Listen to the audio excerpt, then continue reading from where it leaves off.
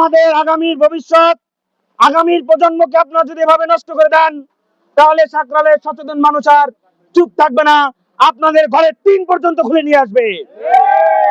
গ্রামবাসী উদ্যোগে মাদক ব্যবসায়ী এবং মাদক সেবনকারীদের বিরুদ্ধে মানববন্ধনে উপস্থিত আছেন আজকের এই অনুষ্ঠানের সম্মানিত সভাপতি হযরত মাওলানা আব্দুল মান্নান সাহেব, উপস্থিত এই এলাকার গণ্যমান্য ব্যক্তিগণ এবং সাকরালের সকল সচেতন মানুষ।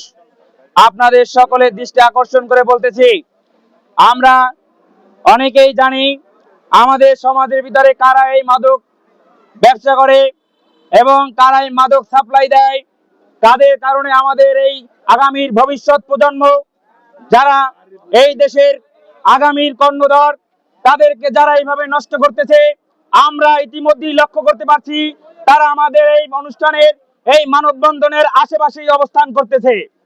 তারা অবশ্যই আমাদের এই কর্মসূচিকে তারা গোয়েন্দাগিরি করতেছে, যে কে এবং কারাই নেতৃত্ব দিতেছে, তাদের বিরুদ্ধে হয়তোবা তারা ভবিষ্যতে কোন ধরনের অ্যাকশন নেবে, সেই জন্য তারা এখানে উপস্থিত হয়েছে। আমরা এখানে যারা উপস্থিত আছে তাদের সকলকে জানাইতে চাই, যদি কোনো মাদক কারবারি এই আশেপাশে এসে থাকেন, তাকে সতর্কতার সহিত বলতে চাই, আপনি অতি সত্বর স্থান ত্যাগ করুন, না হলে কিন্তু এখানে উত্তেজিত জনতা আপনার পিঠের চামড়া রাখবে না। আমাদের আগামীর ভবিষ্যৎ, আগামীর প্রজন্মকে আপনারা যদি এভাবে নষ্ট করে দেন, তাহলে সাকরালের সচেতন মানুষ আর চুপ থাকবে না, আপনাদের ঘরের টিন পর্যন্ত খুলে নিয়ে আসবে।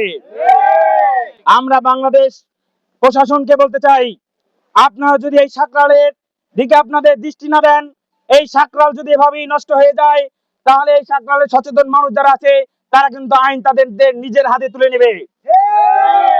তখন কিন্তু আপনারা এই মাদক কারবারি, এই মাদক ব্যবসায়ী, তাদেরকে রক্ষা করতে পারবেন না।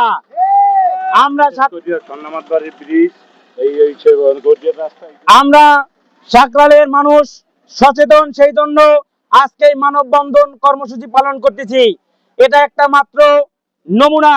আমরা ছোট্ট একটা কর্মসূচির মাধ্যমে তাদের কানে পানি দিতে চাই। তারা যদি এর ভিতরেও কানে পানি না নেয় এবং সাকরাল থেকে তাদের মাদকের এই যে আঁকড়াটা যদি সরাই না নেয়, তাহলে আমরা এর চাইতে কঠিন কর্মসূচি, তাদের আস্তানা ঘেরাও কর্মসূচি দিতে বাধ্য হব।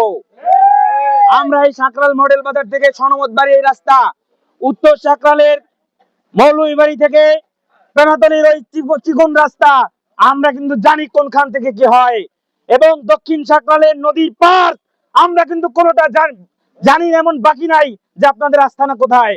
আমরা কিন্তু আপনাদের আস্তানায় হামলা করব, আমরা কিন্তু আপনাদের আস্তানা উৎখাত করে ছাড়বো ইনশাআল্লাহ।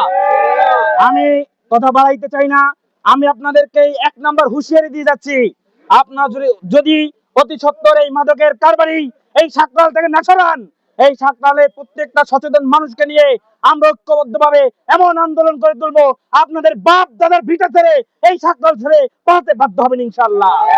এই বলে আমার সংক্ষিপ্ত আমি বক্তব্য এখানে শেষ করছি। এরপরে আমার মুরব্বী সুধীজনরা আছেন, তারা আরো কথা বলবেন। আপনার সম্পূর্ণ কর্মসূচি শেষ করে আজকে অনুষ্ঠান ত্যাগ করবেন। ধন্যবাদ সবাইকে।